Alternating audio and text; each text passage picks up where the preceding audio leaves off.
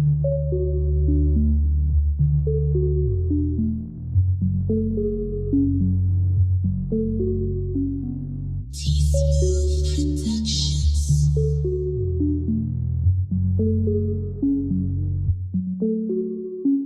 jazzy. You everything a man could ever want, girl, you jazzy.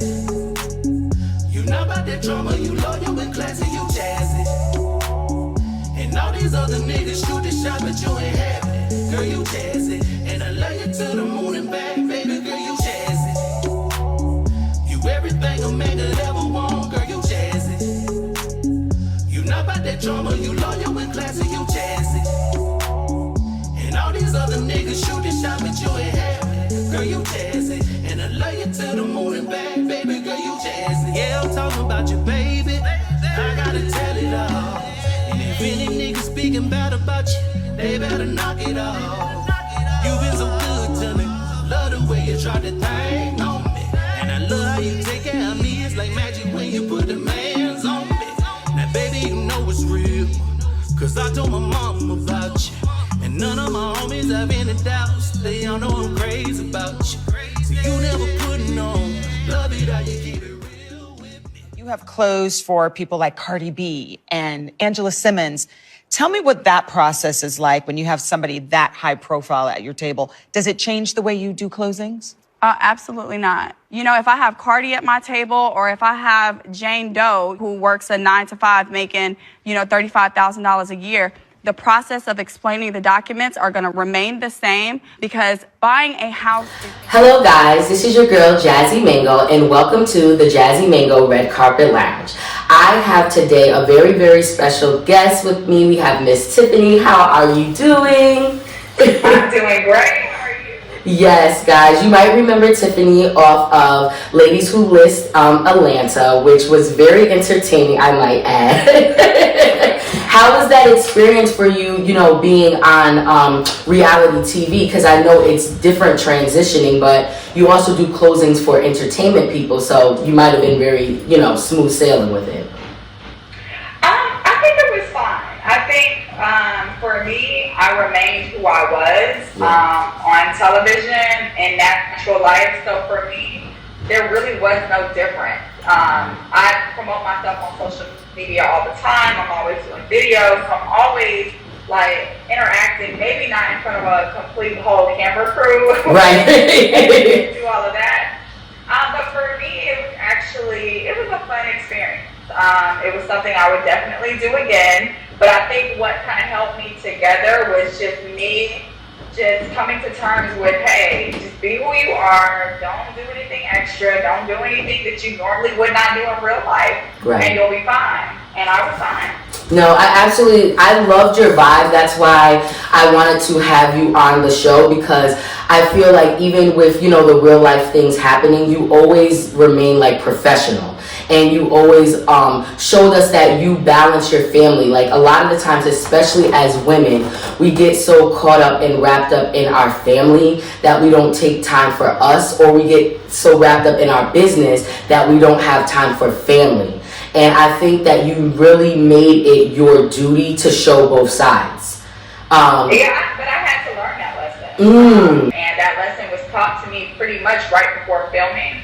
So when I was at the filming stage, I was at a place of peace and just a place of doing things for myself and making sure that, my mental health is good, making sure that I'm sleeping, making sure that I'm taking care of me, because when I did go through that bad phase, I couldn't do anything for anybody. I couldn't do anything for the business. I couldn't do anything for my kids. I couldn't do anything for my husband. Right. So, they always tell you to put your oxygen mask on first.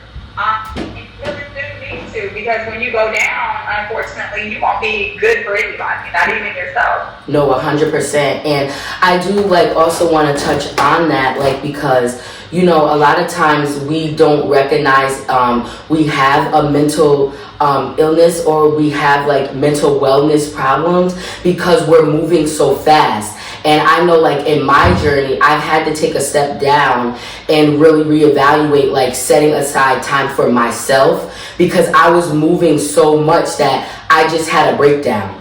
And things from my past had started coming up, like I finally started realizing at 26, I actually had trauma from my dad not being around. And people don't realize, like, when you're moving so fast, you suppress things even as children, and then it could just randomly hit you.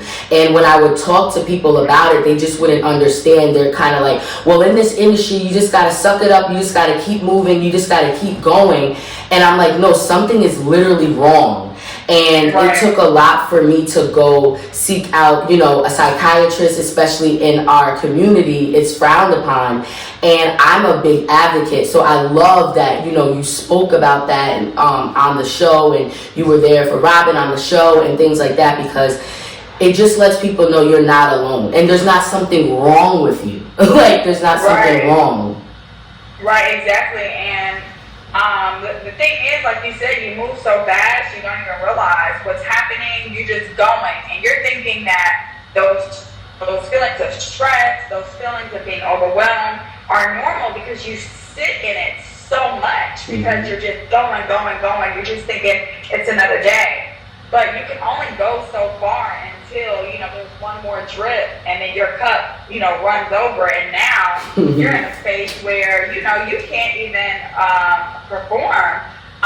But the good news is that us, and I can only speak for women, because, you know, I'm a woman, but with us being in that place where we're able to multitask, focus, and get things done in the midst of everything that's going around, it's also a gift. Like, what were the things that had you interested in it?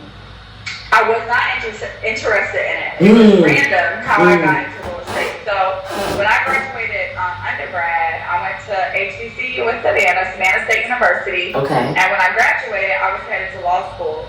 However, I found out I was pregnant. And so my 15-year-old son, that's who I was pregnant with, and that kind of derailed my going to law school. And so instead, I went and took a paralegal course. Okay. And I got like a certificate. And when I got my certificate, I literally sent my resume out to like every law firm in Augusta, Georgia. It ended up being like a blessing in disguise. And so for different states, things are different. I know in Maryland, our closing attorney works with our title company. So we don't necessarily all the time have to get a separate one. But I also do referrals a lot in Georgia and a lot in New York, where they get a closing attorney. Can you help, like, the listeners that are looking to purchase a home or sell a home understand why it's so important and to pick the right one? Yeah, so some states are title states while others are attorney states, right? Essentially, it's the same thing. However, in the attorney state, in order to own a title insurance company or to be underwritten by a title insurance company, you have to be a licensed attorney. Okay. In other states like Florida, you can just be a title company. California, where you don't have to be, you still have to have a certain level of experience and knowledge in order to own a title company, but you don't have to be an attorney to do so.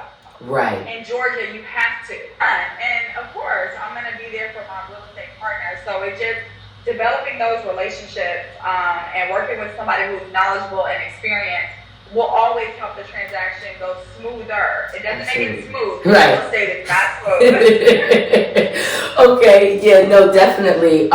So, how would you say if you know, I was a new homeowner and I was looking for a closing attorney? Like, should I go of word of mouth, the most popular person, someone that's close to me? And as you mentioned, I really do like how your firm works, because as we know, real estate doesn't have a time limit. So it could be in the morning, it could be night, it could be all the time on the weekends. And so you are basically saying, hey, I'm here for you. I work for you. I advocate for you. Whereas when you go with a lot of these like bigger title companies, you can only reach them 9 to 5, and something could be happening at 6:30, and now you're caught into waiting to tomorrow, and don't let it be a Friday, you're caught until Monday. So I think people, I like to tell a lot of my clients, even when I pick loan officers, I like people that are personable, that you can email, text, and call. That's my thing. I want to be able to email, text, and call you, because at any moment something can happen.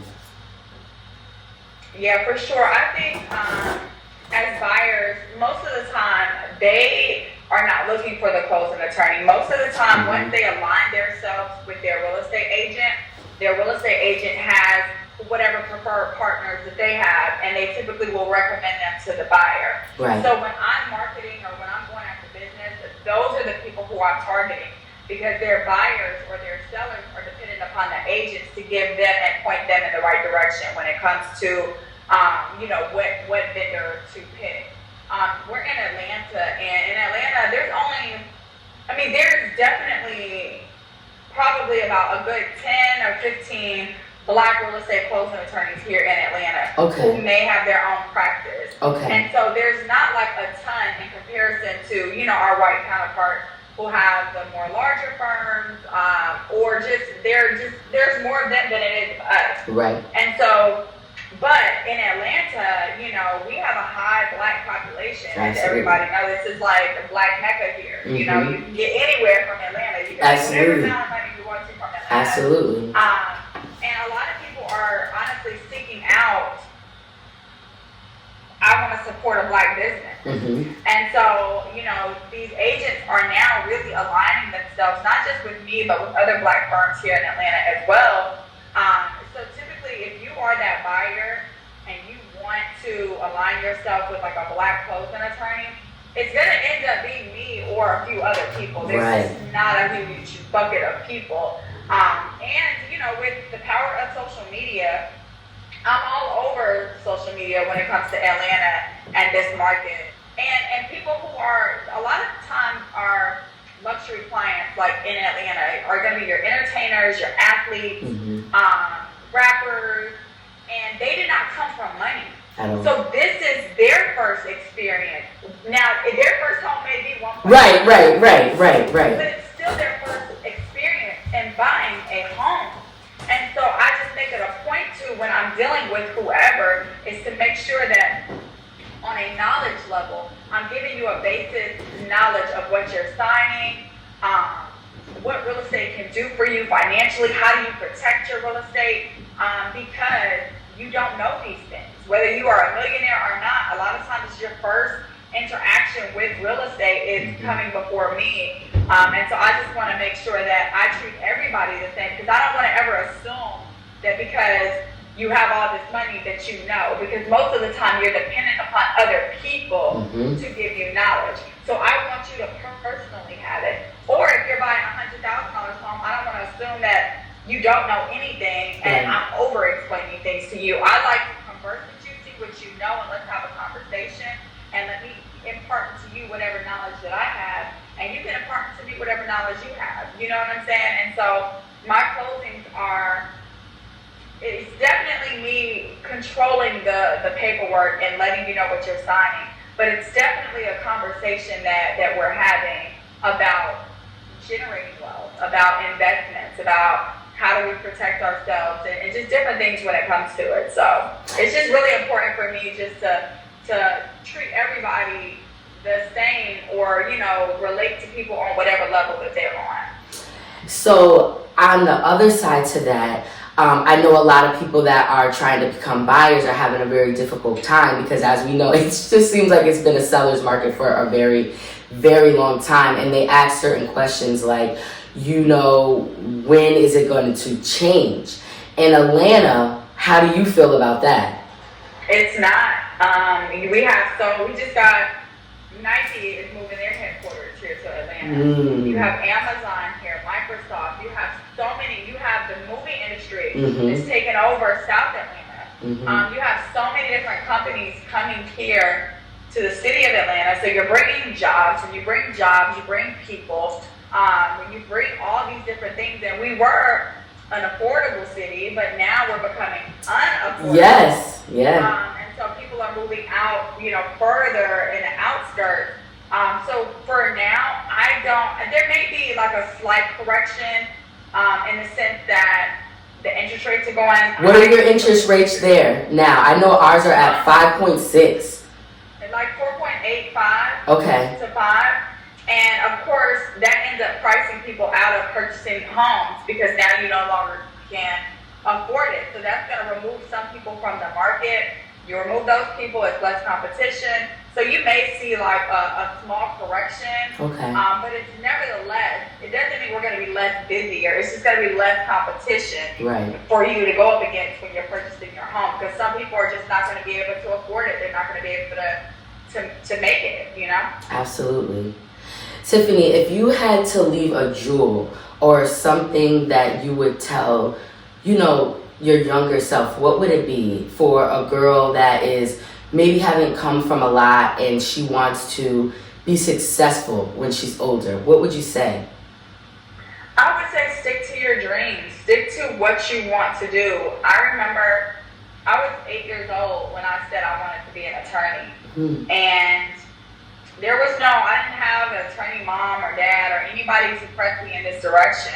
It's just what I wanted to do. And when you really want to do something, as long as you're taking the steps to get there, like, you know, I didn't go to law school as soon as I graduated because I ended up having a baby. That's a roadblock, right? So when I got to that roadblock, I could have stopped, or you pivot and you figure out what's the next thing that you need to do in order for you to still achieve your dream. It may take you longer.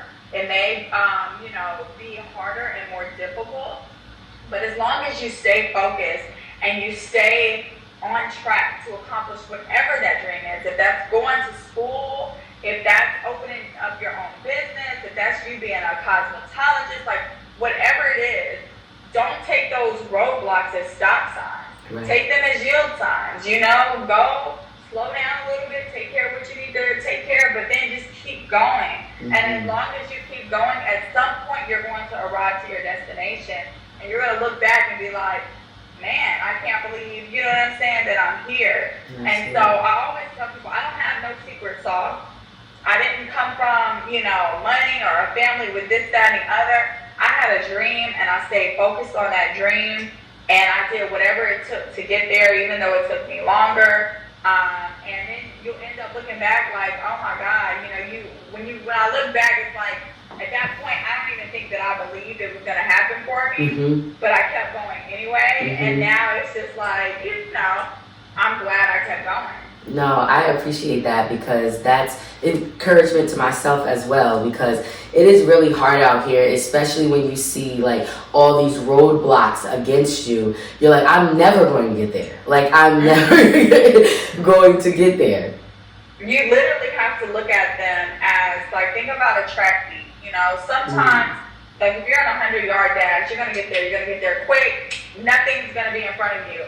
Or it's like you're running the 300 hurdles, like you're jumping hurdles the entire time.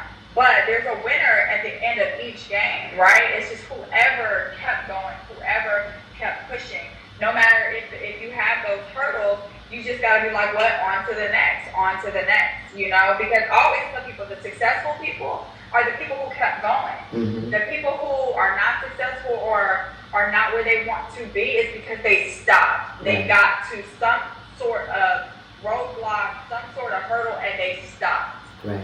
If you keep going, at some point, you know, no matter how hard your life is, you're going to get there. But you can't just go with no direction. Right. You gotta have a roadmap. Like, right. If you want to go to law school, you first gotta graduate undergrad. Right. You then gotta take the LSAT. You can't get into law school if you've never taken the LSAT. You know, so there's just certain different things that you have to go through, and you just gotta make sure that you're pressing towards those marks.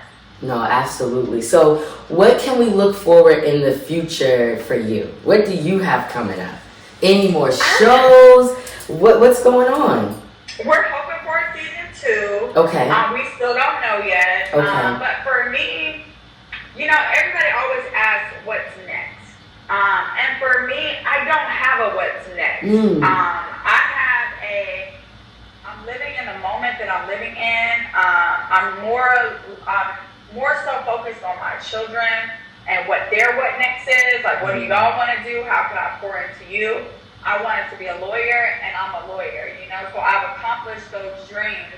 And I'm just not at a place where there always has to be a what's next. I'm just going to enjoy right now. And, you know, different opportunities always present themselves. And if I'm in a place where I want to take those things, then I will. If not, then I won't. Absolutely. I will say this to close it out. How did you figure out how to be able to manage and juggle your children in the fast-paced industry that you are in and make time for them? I have a husband. Thank God for that, right? I have a nanny. Mm-hmm. My mom is very like an intricate part of helping out with my kids. So I have a whole support system. I love it. Without them, I wouldn't be able to move how I move because then my kids would be lacking in some area.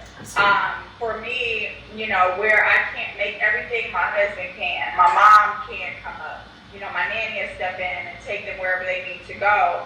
And for my kids, I asked them the other day, it's so funny. I said, oh, I'm tired of working. I just want to be a stay-at-home mom. And they're like, no, you ain't built for this life. Right. Like, you would go crazy in there. they're like, you wouldn't make it here. And so, you know, just with my support system, that's how I make it. People who don't have a support system, my heart goes out to them because I know that I wouldn't be able to do what I'm doing without my support system. No, 100%. It's so important. I told myself when I moved to Maryland from New York and it was just me and my son, and I was like, wow, you never realize how much you had support until you don't have it at all. But I'm truly grateful. My son is in virtual school, so he can go back and forth, and my mom comes back and forth. So again, like, I'm truly grateful for her because, like you're saying, I don't know where I would be. It's a blessing. Yeah, for single moms who is just hard. them, I'm like, y'all doing it. Y'all doing it. Thank you.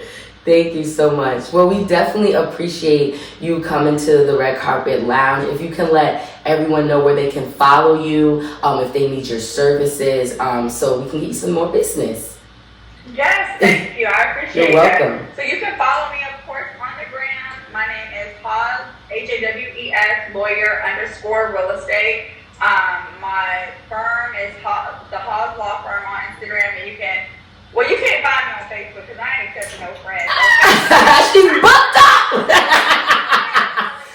No, because you got to go through all those weirdos for that. It's too much. It's too much. It's too much. But Instagram, my page is public. That's where I'll be. I'll continue dropping real estate nuggets, and you'll see a little fun from me. Just with me and my life as a mom and an entrepreneur. Yes. So thank you again, guys, and thank you for tuning into the Jazzy Mango Red Carpet Lounge. Make sure to tune in each and every Friday at 5:30 for new episodes, and you can subscribe to JASZY Mango Like Your Favorite Fruit at gmail.com if you want to book me. Thank you so much, and thank you again, Tiffany. I wish you all the great blessings, and it was amazing talking to you. Me too. Thank you as well. And yes. Thank you thank you so much. We'll be connecting soon. Definitely. Let's go. You say you love me, but your game's off. You say you need me, but your game's off. You say you want me, but your game's off.